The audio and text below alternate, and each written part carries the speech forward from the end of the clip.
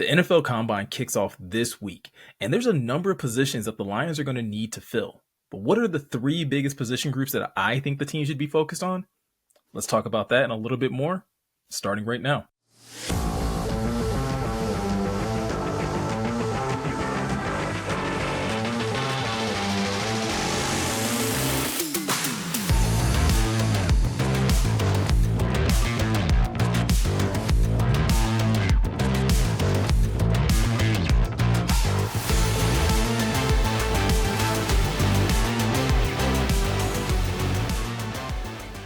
What's going on, Lions fans? Welcome to the Pride of Detroit YouTube channel. I'm Meko, and in today's video, we are in fact going to be talking NFL draft and specifically the NFL Combine. Now, the NFL offseason has been over for a little while now, and we haven't really dove into anything draft related, and this is our first look at this upcoming draft class. And the Combine is one of those things where, again, there are people that love it, there are people that hate it. Personally, it's one of my favorite events, not because I think it gives so much weight into what teams should do come draft day, but I think it gives us as fans a lot of insight into a wide array of players that most of us are not familiar with. Listen, there's a lot of schools in college football, and trying to keep track of every player, every school, and every top performer or high riser come draft season is really difficult to do. And the Combine is at least one event that centralizes some of the top talent and at least gives us an idea of what position group is pretty deep, what position group is pretty light, and maybe even a couple names can start to rise up draft boards based off of their performance in the Combine. So with that said, what I want to do today is just really highlight three position groups that I believe fans and possibly even the Lions should be focused on when the Combine takes place next week. And again, it's worth keeping in mind that this is just my opinion. You guys may feel like the Lions should in fact be more focused on a different position group than I choose to highlight today. And just because I don't mention it doesn't mean that I don't agree that it could be a big need for this team. It's just that going into this weekend with there being so many different, position groups and so many days of the Combine, these are just the three that I'm going to be most focused on. So with that said, let's get started with the first group that I'm going to be most focused on come Combine week. Now, this year, the Combine will be taking place February 29th and kicks off on Thursday, where we get a chance to look at the defensive linemen and linebackers. And this is perfect for me personally because I believe that one of the position groups that the Lions need to be most heavily invested on in terms of scouting and getting an idea of what the depth looks like in this group is defensive tackle. Now, coming off of this past season, Alim McNeill had a breakout year and probably was on his way to getting a Pro Bowl nod, if not for the fact that he got injured and missed a couple games down the stretch before they were able to get into the playoffs. But with that being the case, I still think the Lions do have a hole when it comes down to finding a player to play next to Alim and basically getting that type of tandem inside so that the Lions can have that interior pass rush as well as run defense that they really need to help well round out this defense. Going into last year's draft, defensive tackle was high on a number of people's boards with the likes of Jalen Carter, Kalijah Kancey, and so many others being available for the Lions when they were picking. But the Lions decided not to go that route and did in fact pick Broderick Martin later in the third round. But Broderick Martin never really got a lot of playing time this past season. So with that said, while again, Alim very much so had a breakout year, the Lions still could use some added depth along that defensive line. Yes, you'll still have Levi Onwuzurike on the team. And like I said, you will have Broderick Martin as well as Chris Smith, but they could definitely use some added, talent as well as some added depth along the defensive line. Now, another reason why I'm very invested in this defensive tackle group this year is because at the top, it does not look to be nearly as stacked as it has in past years. Yes, you do have jer'zhan Newton out of Illinois, as well as Byron Murphy II and T'Vondre Sweat out of Texas available, possibly where the Lions could be picking. But again, when the Combine takes place, we never know how high or how far some of these players may drop, as well as some of the players in these later rounds or that are not as considered as talented could possibly jump up into first round consideration. And with the Lions having a later first round pick, the first time in Brad Holmes' tenure, it's really going to be important to focus in on this group like I said, doesn't seem to be nearly as talented near the top, and to figure out just how talented this group is as a whole. Because again, the Combine is taking place, but there's still going to be free agency, and the Lions could opt to go spend big in free agency to help fill defensive tackle. But in the meantime, since we'll have the combine, it's worth at least paying attention to that first day when we get a chance to look at the defensive linemen and see how athletic, how powerful, or and again, how deep this defensive tackle group could end up being come draft night. So that's going to be the first group that I'm going to be heavily invested in come combine week. The next group is actually still on the same day, and that's going to be the edge rushing group. And again, it's very similar to the situation that the Lions find themselves in at defensive tackle with Aleem McNeil. You have a really strong and, again, Pro Bowl caliber player in Aiden Hutchinson manning down one side of your defensive end position. But that other side of the line still seems to be a bit of a revolving door. And the Lions have a number of things to consider when it comes to how they want to man that position and see who they want to pair Aiden Hutchinson with for the foreseeable future. Now, the Lions still do have Josh Paschal on the roster. They still have John Kaminsky on the roster, as well as they'll likely be more than likely bringing back the likes of either James Houston or even Romeo Okwara if they can find a reasonable deal. But still, that seems to be a group that, again, works really well in rotation.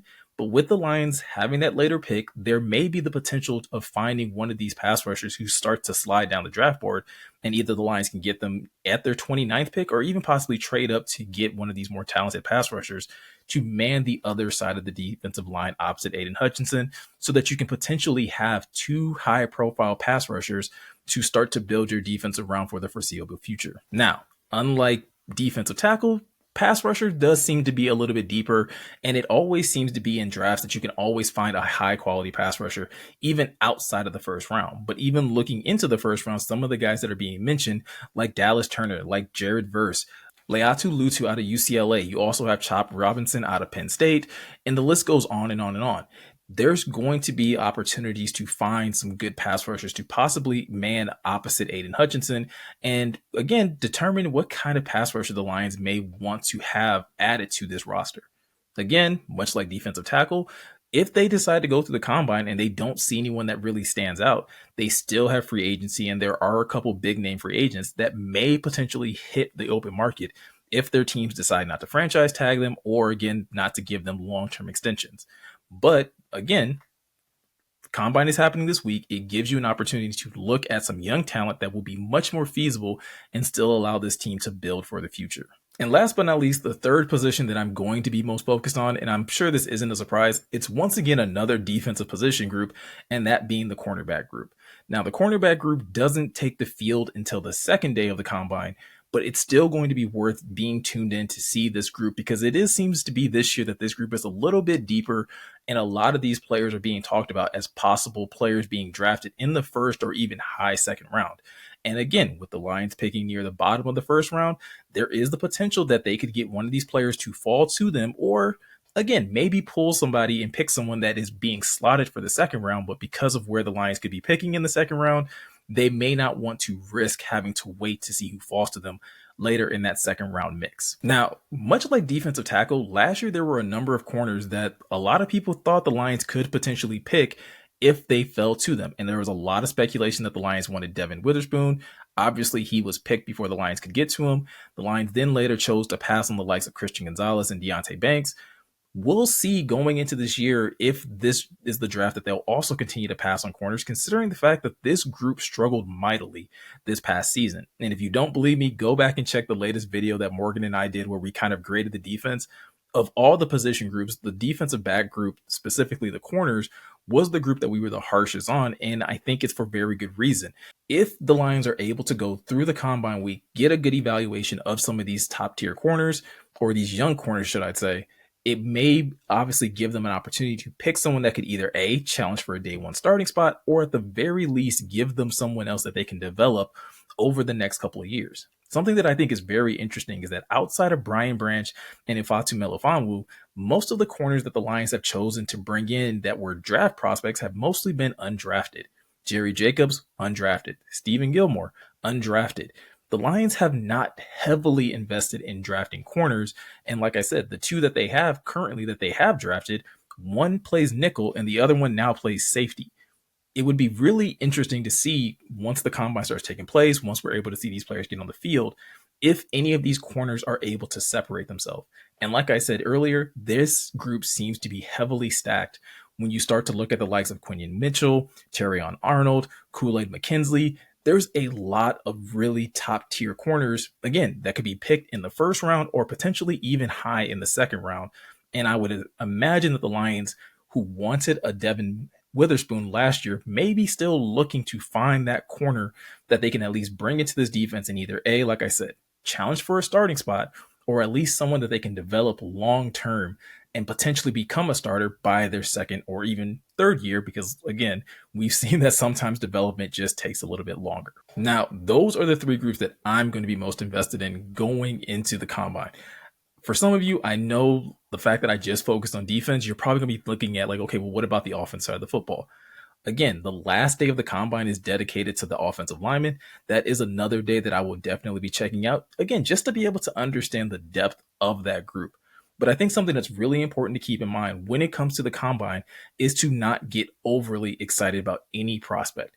At the end of the day, this is just one giant athletic test, and we're trying to basically see how athletic a lot of these guys are, but mostly paying attention to the field work drills is going to be very key if this is your first time watching the combine, or if someone that you've watched, or if it's something that you've watched a lot as a football fan.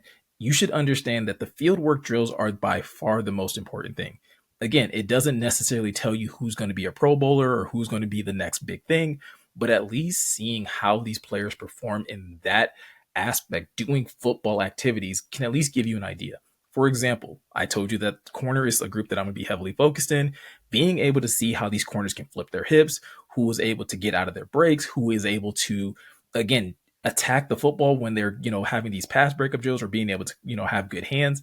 Those kinds of things are at least worth seeing. Doesn't, again, mean that they're going to be a high draft pick or that they'll be a star, but at least you should be able to get a feel for how fluid are they at their respective position. So that's going to do it for me in this video. Again, this is just to highlight some of the top position groups that I'm going to be focused on come combine week.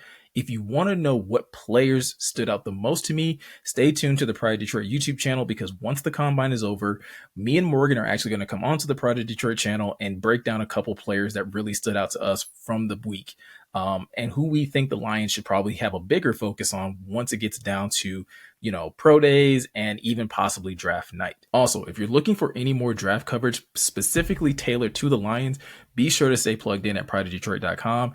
Eric currently has a mock draft watcher that's currently going that is always worth keeping an eye on, just to kind of get a feel for what players may be rising or falling and how those players could fit in with this current Lions roster. And last but not least, please be sure to hit that subscribe button and hit that notification bell. That way you can be notified anytime we upload new articles or decide to go live over here on the Pride Detroit YouTube channel. So with all that said, I'm Meko. Thank you for taking the time to watch, and I'll see you guys in the next one.